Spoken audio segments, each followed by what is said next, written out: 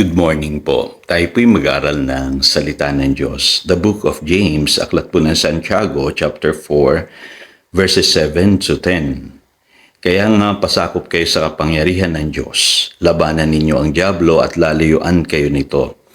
Lumapit kayo sa Diyos at lalapit siya sa inyo. Linisin ninyo ang inyong mga kamay, kayong mga makasalanan. Linisin ninyo ang inyong puso, kayong pabago-bago ang isip.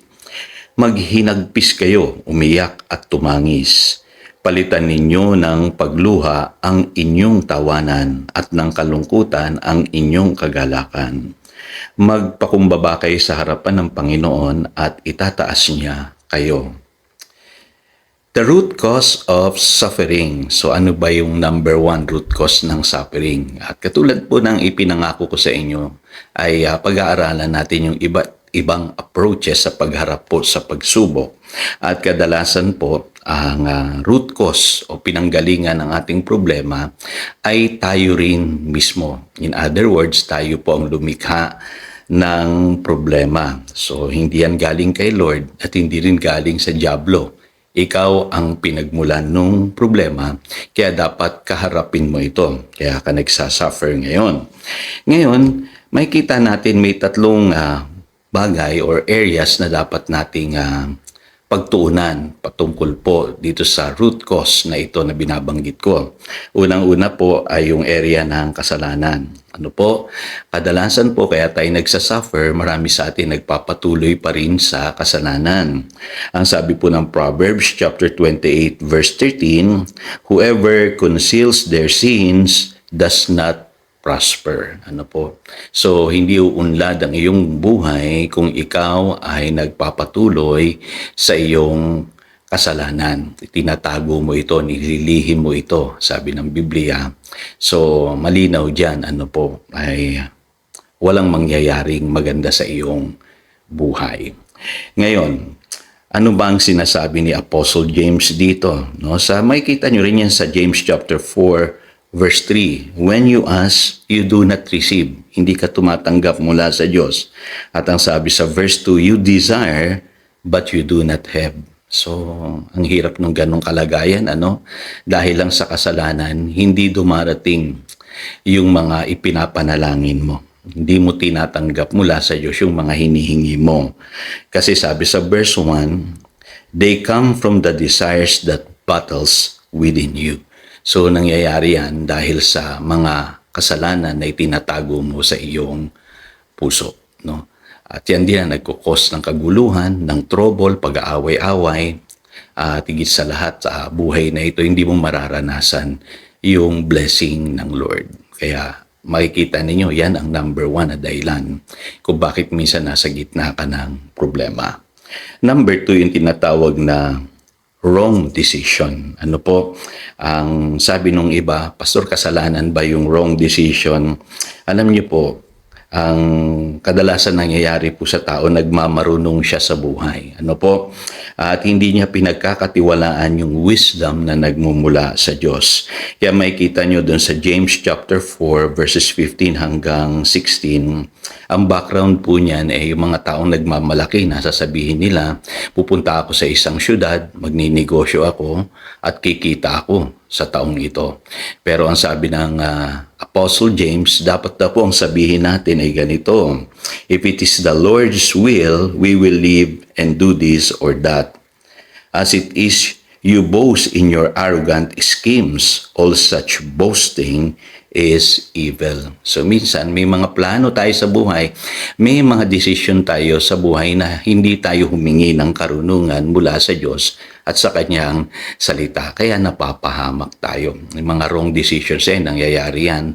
Kadalasan po sa relationship, sa mga decision mo sa finances or sa mga pinapasok mong negosyo, kaya maraming minsan nagsasuffer sila. Yung mga desisyon mo sa pagbili ng mga bagay-bagay na hindi mo naman kailangan, pero dahil sa maling desisyon ay nabili mo at ngayon nagdurusa ka, nabaong ka sa utang, at yung mga desisyon ng mga salamuha mo sa iba't ibang uri ng tao. Kadalasan may mga tao na nakaka-impluwensya sa iyong buhay at nakapagpayo ng mali sa iyo kaya ka nagsasuffer. Kaya mahalaga kapatid yung pagdidesisyon. Bago tayo magdesisyon sa buhay, hingi natin ang karunungan ng Diyos na nagmumula rin naman sa kanyang salita. At humingi tayo ng payo dun sa mga godly na tao. At pangatlo, nakikita ko po yung mga compromises. Kadalasan yan po ang pinag-uugatan din ng marami nating problema.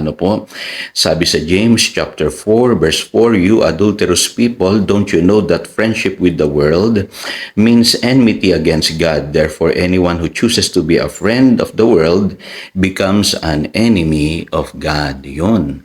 Malinaw na malinaw yung mga compromisers, yung mga worldly na mga Christians na isang paa nila nasa sanlibutan, isang paa nila na kay Lord. Kadalasan yun po ay nagkakaroon ng problema. Kasi hindi pwedeng minamahal mo yung sanlibutan at sasabihin mo mahal mo si Lord In fact, ang sabi ng Biblia, kung mahal mo yung sanlibutan, kaaway mo ang Diyos. Kaya magpakumbaba ka. At ang Panginoon, ang sabi diyan, God opposes the proud and gives grace to the humble.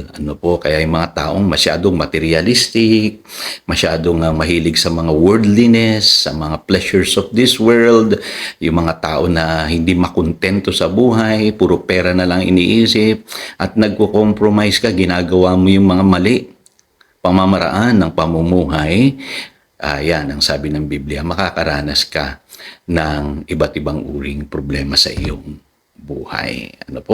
Kaya paano natin kakaharapin? Ano yung solusyon?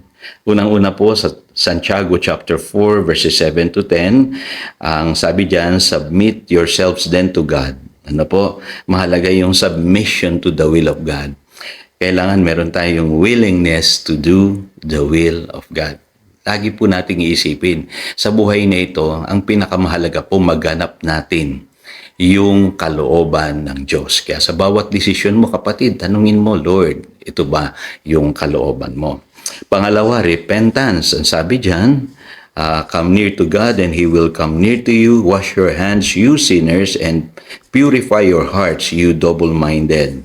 Grieve, mourn, wail, change your laughter to mourning and your joy to gloom. Dito mahalaga na makita natin dapat magbago tayo ng direksyon sa buhay. Kasi ang repentance po, change of direction. Draw near to God. At pangalawa, yung dapat magbago tayo ng attitude towards sin. Kailangan po magalit tayo sa kasalanan, mamuhi tayo sa kasalanan, gumawa tayo ng strong decision sa ating buhay na hindi na natin gagawin itong mga pagkakamali at pagkakasalang nagawa natin. At panghuli, sabi diyan, humble yourselves before the Lord and He will lift you up. Magpakumbaba ka sa Diyos. Magsisi ka, manalangin ka, hingin mo yung deliverance sa Kanya and restoration. So again, ito si Pastor Jojo nagpapaalala upang daluyan tayo ng pagpapala, manatili tayo sa Kanyang salita. Good morning!